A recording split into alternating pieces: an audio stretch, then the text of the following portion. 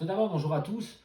Donc avec cette conférence, je vais vous présenter des éléments pour choisir au mieux la bonne nutrition pendant un effort de longue durée ou d'ultra longue durée. Parce que lorsque vous faites un ultra trail, un Ironman ou une cyclosportive de longue durée, évidemment, vous avez besoin pour être performant d'avoir un bon entraînement, de vous adapter au terrain, d'avoir un très bon mental, choisir le bon matériel, mais aussi d'avoir un bon choix au niveau des carburants, donc par la nutrition.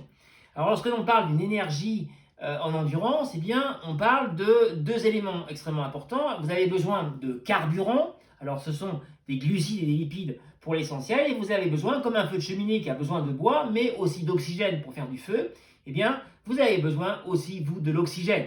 Et ces carburants plus comburants qui vont arriver au niveau de la fibre musculaire et notamment au niveau de la mitochondrie, qui est un organite, qui est le siège de la combustion qui va créer l'énergie au bout du bout, le mouvement, eh bien que cela va se passer. Alors, lorsque l'on parle de la performance en endurance, en nutrition, il faut bien savoir que ce n'est pas comme une voiture. Une voiture, quelle que soit la vitesse, vous avez le même essence dans le moteur. Eh bien, nous, non. Nous, en fonction de l'intensité, on n'a pas les mêmes carburants. Voilà un schéma qui va vous l'expliquer. En dessous du seuil 1, je vous rappelle que c'est le moment où il y a une petite dette d'oxygène. On est à 75% de la fréquence cardiaque maximale, ça reste encore modéré. Eh bien, au niveau de ce seuil-là, et un peu en dessous, on est avec une consommation dominante en lipides. Voilà, à partir du seuil 1 jusqu'au seuil 2, eh bien, progressivement, on va avoir la part de glucides qui va augmenter et les lipides qui vont être de moins en moins utilisés. Puis on va arriver au niveau du seuil 2. Au niveau du seuil 2, c'est là où il y a une très forte dette d'oxygène, une très forte concentration de déchets. Et là, à partir du seuil 2, eh bien, on est sur une utilisation quasi exclusive de glucides. Seuil 2, on tient environ 45 minutes, pas plus, et on a 90% de la fréquence cardiaque. Alors nous, on va s'intéresser à cette partie-là, c'est-à-dire à un effort de longue durée ou d'ultra longue durée, où très souvent on est au niveau du seuil 1.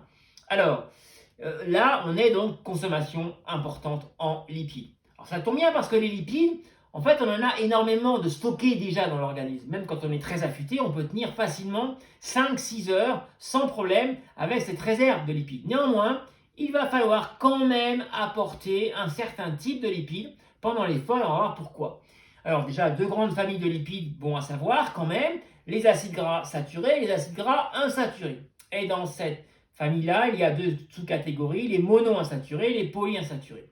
Eh bien, c'est au niveau des acides gras insaturés que l'on va devoir faire nos apports pendant un effort d'endurance. On n'a pas besoin d'acides gras saturés, ils ne sont pas utiles pendant un effort de longue durée.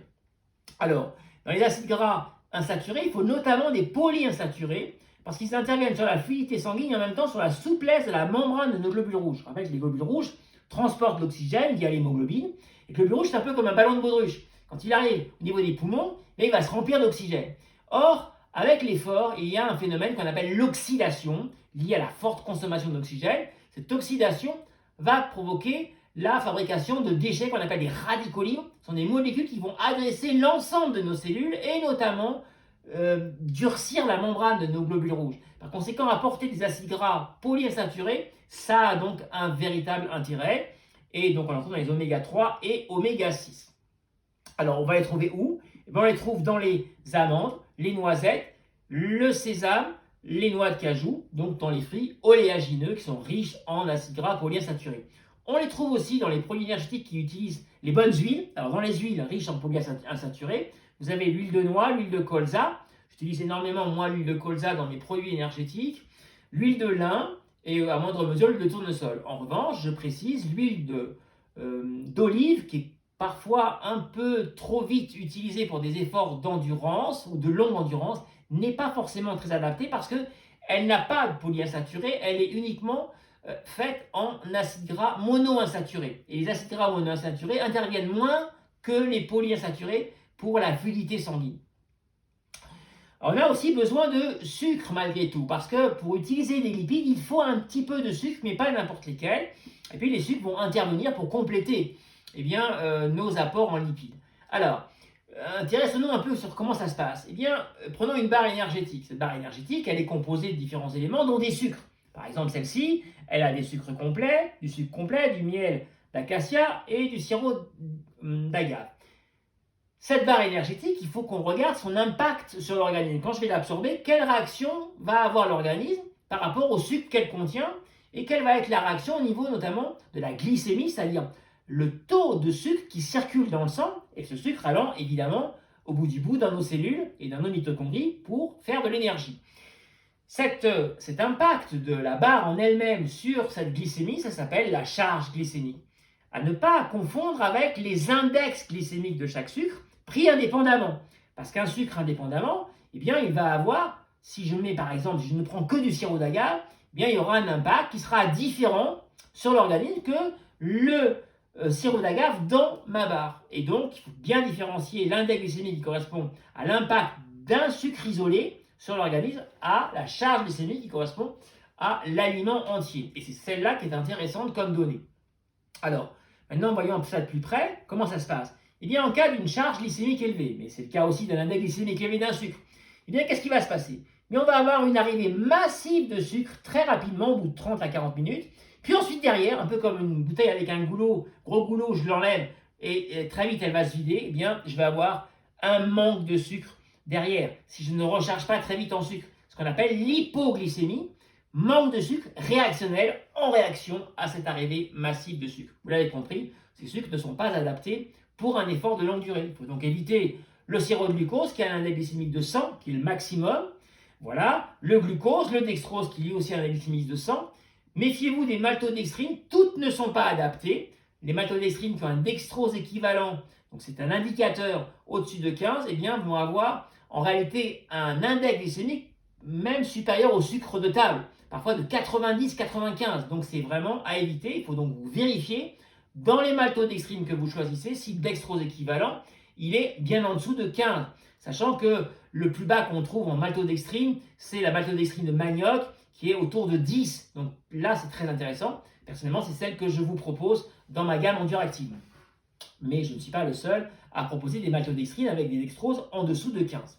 Il y a aussi le sucre blanc qui est à éviter, le miel de fleurs parce qu'il est très riche en glucose, donc il est à éviter pour un effort de longue durée. Je rappelle que les miels sont avec du fructose ou du glucose, et donc là, eh bien, c'est pas terrible parce qu'il a une trop forte teneur en glucose. Intéressant par contre pour les efforts intenses de courte durée. Les dattes sont aussi à éviter parce qu'elles ont une charge glycémique très élevée, autour de 95. Maintenant, voyons le cas des index glycémiques bas ou modérés. Comment ça se passe? Eh bien, regardez, on a une montée, mais qui est beaucoup moins massive, et après, une diffusion progressive des sucres. Voilà, et donc c'est ces sucres-là qu'il faut évidemment favoriser, parce qu'on n'a pas le risque d'un manque de sucre derrière. Donc, il faut favoriser le miel d'acacia, parce que le miel d'acacia, lui, est riche en fructose, qui est un sucre, donc avec un index glycémique bas. Voilà, moi j'utilise personnellement le miel d'acacia dans les recettes où j'utilise du miel. Le sucre complet, pourquoi? Parce que les fibres du sucre complet vont abaisser la charge glycémique. En effet, ces fibres-là interviennent sur la charge glycémique. Par exemple, si on prend des pâtes, qui sont blanches ou des pâtes complètes, les pâtes complètes avec les fibres vont être avec une charge glycémique bien plus basse que les pâtes complètes. Donc c'est important de penser à cette notion de fibre qui va abaisser la charge glycémique. Le sirop d'agave qui est intéressant parce qu'il est très riche en fructose, pratiquement dominant en fructose.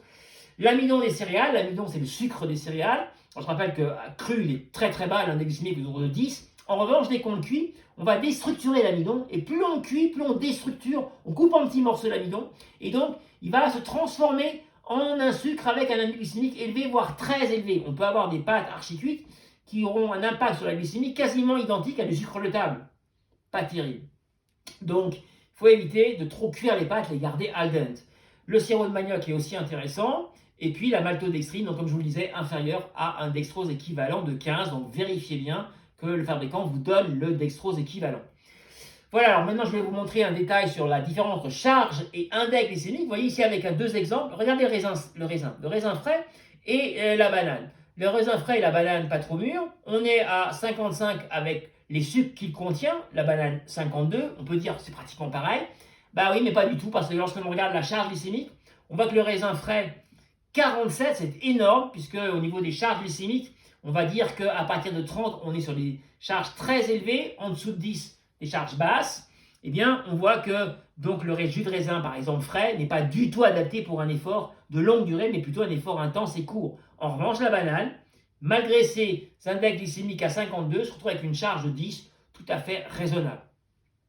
Attention au sucre raffiné, parce que le raffinage détruit les enzymes et l'absence d'enzymes va renforcer l'acidité naturelle des sucres. Tous les sucres sont avec une forte acidité, parlez-en à un dentiste et des caries et vous verrez ce qu'il vous dira. Mais sachez que les sucres bio, par la réglementation qui est imposée, ne sont jamais raffinés, d'où l'importance de choisir les sucres bio pour avoir des enzymes qui vont baisser l'acidité des sucres. Passons maintenant aux protéines. Alors les protéines, ce n'est pas un carburant au niveau de l'effort de longue durée. En revanche, on en a besoin pour restructurer nos fibres musculaires. En effet, avec les chocs à répétition, je pense au marathon, au trail avec des grandes descentes très techniques, avec des chocs, eh bien on va abîmer la membrane de nos fibres musculaires, la dégénérer, la fissurer, et par conséquent, il faudra la régénérer assez vite. Et pour cela, eh bien, il faut des apports en acides aminés, notamment en BCA, qui sont de la famille donc des protéines. Alors ces BCA, elles sont de 3 ordres, leucine, isoleucine et valine. On les retrouve dans les viandes séchées, par exemple la viande de bœuf, la viande des grisons.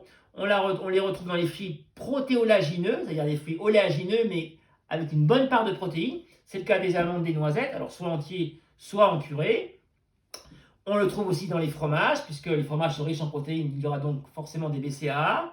Et puis, on les trouve maintenant dans des produits faits à partir de fermentation de maïs. Cette fermentation de maïs, qui peut être du maïs bio, donc des produits bio, eh bien, va déclencher une forte production de BCAA. Voilà, alors je vous donne un exemple de sandwich intéressant pour un ultra trail. Du pain blanc ou du pain smith complet, ça a testé parce qu'en fonction eh bien, de la fragilité au niveau gastrique par rapport à un effort de longue durée, parfois l'excès de fibres peut poser problème, donc ça a testé l'un ou l'autre. Purée de noix de cajou, apport en acides gras polyinsaturés, donc tout à fait intéressant en lipides. Apport en BCA avec la viande des grisons, puis on peut compléter avec du comté. Alors maintenant, passons aux besoins en micronutriments, donc sels, minéraux, vitamines. Alors là non plus, ce n'est pas des carburants, on en a besoin parce que vous allez, avec des efforts de longue durée, évidemment transpirer. Et parfois avec la chaleur, énormément, ça peut être jusqu'à 1 litre par heure. Et sachez que dans la transpiration, c'est quand même 99% d'eau. Donc il faut penser à la recharge en eau, c'est très important. Et puis on va compléter cette eau avec un apport en sels minéraux, parce qu'on en perd aussi avec la transpiration. On perd du sodium, on perd du potassium et on perd du magnésium. Et puis en oligo-éléments, on perd du zinc, avec les indications en termes de quantité maximale qu'on peut perdre par heure. Alors, on peut les retrouver dans des pastilles électrolytes. On a quelques exemples. Je rappelle que les sels minéraux ne sont jamais bio parce qu'ils ne sont pas liés à l'agriculture biologique, mais à une extraction minière, et donc pas en référence à la réglementation sur le bio. Vous ne trouverez jamais de sels minéraux bio.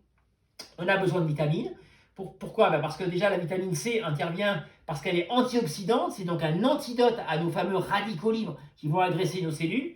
Puis elle intervient sur la tonicité, important sur les ultra-trails. La vitamine B1 et B6 qui, elles interviennent sur les exploitations des glucides, en effet, pour que les sucres rentrent dans nos mitochondries, il faut qu'il y ait aussi une présence de vitamines, notamment la vitamine B1. Et donc ces deux vitamines B1 et B6 interviennent pour aider l'entrée des glucides dans nos mitochondries. Il faut aussi de la vitamine B9 qui aura le même effet, mais elle au niveau de l'entrée des acides aminés. Voilà, écoutez, j'espère vous avoir donné des éléments suffisamment, des repères pour que vous choisissiez la bonne nutrition pendant les efforts, pendant vos efforts de longue durée ou d'ultra longue durée. Je rappelle que toutes mes conférences sont téléchargeables sur mon site enduractive.com avec un téléchargement, avec une petite participation, mais je vous propose 10% de réduction en contrepartie. Et puis, je rappelle que je donne des conseils également à distance dans le cadre de mon travail de coach. Donc, c'est des conseils à distance pour plutôt des trails longs, ultra trails. Voilà. Et donc, toutes mes formules sont proposées sur le site Enduractive. Mais écoutez, à tous, je vous souhaite maintenant de très bons entraînements et de très bons objectifs de course longue. À très bientôt.